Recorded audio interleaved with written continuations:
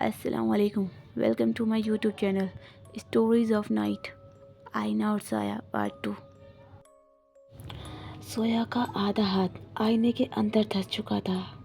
उसे महसूस हो रहा था कि शीशे के उस पार बर्फ जैसी ठंडक है।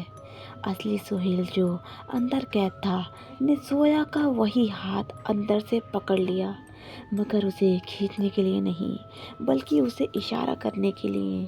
सोहेल ने सोया की हथेली पर अपनी उंगली से कुछ लिखा। सोया ने दर्द और खौफ के बावजूद ध्यान दिया। उसने लिखा था, तोड़ दो, ब्रेक इट।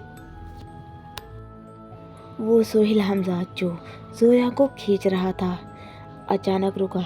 उसने महसूस किया कि अंदर वाला सोहेल अब डर नहीं रहा, बल्कि लड़ रहा है। हमजाद का चेहरा फटने लगा। उसकी असली शक्ल एक काली सिया जैसी मखलूक बाहर झांकने लगी। तुम दोनों यहाँ से कभी नहीं जाओगे, वह चीखा। उसकी आवाज़ कमरे की दीवारों से टकरा कर गूंज रही थी। सोया ने अपनी पूरी ताकत से अपना हाथ बाहर खींचा। जैसे ही उसका हाथ आज़ाद हुआ, उसने कमरे में रखा एक भारी लोहे का लैंप उठाया।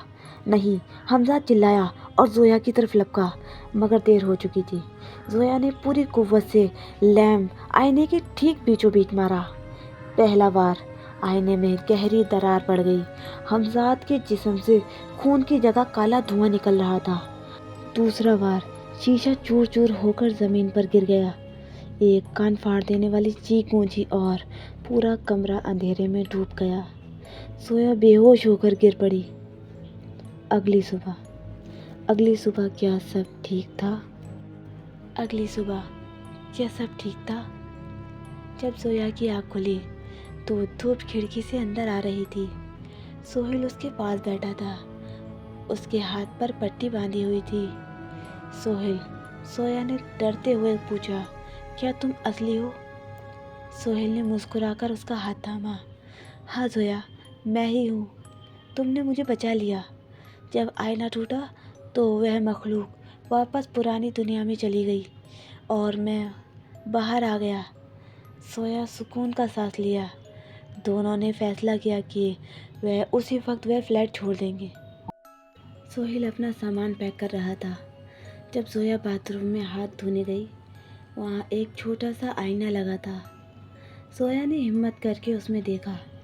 सब कुछ नॉर्मल था, मगर तभी उसने कुछ नोटिस किया।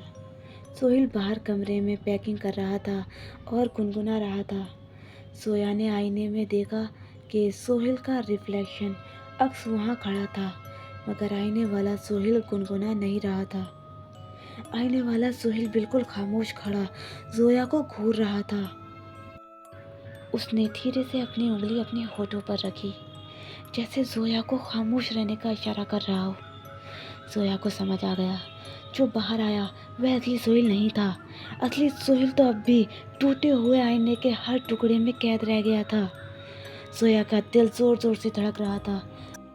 उसने आईने में देखा कि सोहेल ने अपने होठों पे उंगली रखी हुई थी। वो उसे धमका रहा था। बाहर कमरे में पैकिंग करते हुए सोहेल ने अचानक गुनगुनाना बंद किया और पूछा, जोया, इतनी देर क्यों लग रही है? हम लेट हो जाएंगे। उसकी आवाज़ में पहले जैसी नरमी नहीं थी, उसमें एक अजीब सी भारीपन था। जोया ने हिम्मत जमा की। उसे समझ आ गया था, उसने गलत चीज़ को बाहर निकाल दिया था। उसे बाथरूम का दरवाज़ा अंदर से लॉक किया और तेज़ी से सोचने लगी। उसका ध्यान ज़मीन पर गिरे हुए आईने के छोटे से टुकड़े पर गया, जो सैंडल के नीचे दबकर अंदर आ गया था। उसने वह टुकड़ा उठाया। उस नन्हे से कांच में उसे असली सोहेल की आंख दिखी। वह रो रहा था। उसकी आंख में इल्तिजा थी। जोया ने बाथरूम से बाहर निकलते हुए कहा, सोहेल, मेरा फ़ोन बाथरूम में रह गया है। शायद वॉल वॉशन के नीचे गिरा है। ज़रा निकाल दोगे? मेरी कमर में दर्द है। वह हमजाद नकली सोहेल थोड़ा हिचकिचाया, मगर फिर एक रोबोटिक मुस्कुराहट के साथ बाथरूम में दाखिल हुआ। जैसे ही वह वॉल वॉशन के पास झुका, जोया ने देखा कि उसकी पीठ पर कोई साया नहीं था। सोया ने मौका देखते ही बाहर से दरवाज़ा बंद कर दिया और लोहे की कुंडी चढ़ा दी। हमजाद ने दरवाजे पर ज़ोर ज़ोर से टक्कर मारी। अब उसकी आवाज़ बदलकर एक सड़ी हुई लाश जैसी हो गई थी। दरवाज़ा खोलो, मैं बाहर आकर तुम्हें खा जाऊंगा। सोया ने वह छोटा सा कांच का टुकड़ा उठाया जिसमें असली सोहेल कैद था। उसने याद किया कि पुरानी किताबों में लिखा होता था, रूह को वापस बुलाने के लिए खून का रिश्ता या कुर्बानी चाहिए होती है। जोया ने अपनी उंगली पर एक छोटा सा कट लगाया और अपना खून उस कांच के टुकड़े पर मल दिया। सोहेल, वापस आ जाओ। अचानक पूरे फ्लैट में एक तेज रोशनी हुई। बाथरूम के अंदर से ऐसी चीख आई जैसे कोई चीज जल रही हो। बाथरूम के दरवाजे की दरारों से काले धुआं निकल रहा था और फिर सन्नाटा। सोया ने कांपते हाथों से दरवाज़ा खोला। अंदर कोई नहीं था। वॉल बेसिन के पास सिर्फ सोहेल की टी शर्ट पड़ी थी। जोया रोने लगी। उसे लगा उसने सोहेल को हमेशा के लिए खो दिया है। तभी उसके कंधे पर एक नर्म हाथ रखा गया। जोया। जोया पलटी। सोहेल खड़ा था। वह थका हुआ था। उसके चेहरे पर पुराने जख्म थे, मगर उसके पैरों के नीचे उसका अपना साया मौजूद था। दोनों फ्लैट से भागते हुए बाहर निकले और कभी पीछे मुड़कर नहीं देखा। मगर कहानियाँ ख़त्म नहीं हुई। सालों बाद सोया और सोहेल की एक बेटी हुई। एक दिन जब वो 3 साल की थी, वह बेडरूम के आईने के सामने खड़ी होकर अपने आप से बातें कर रही थी।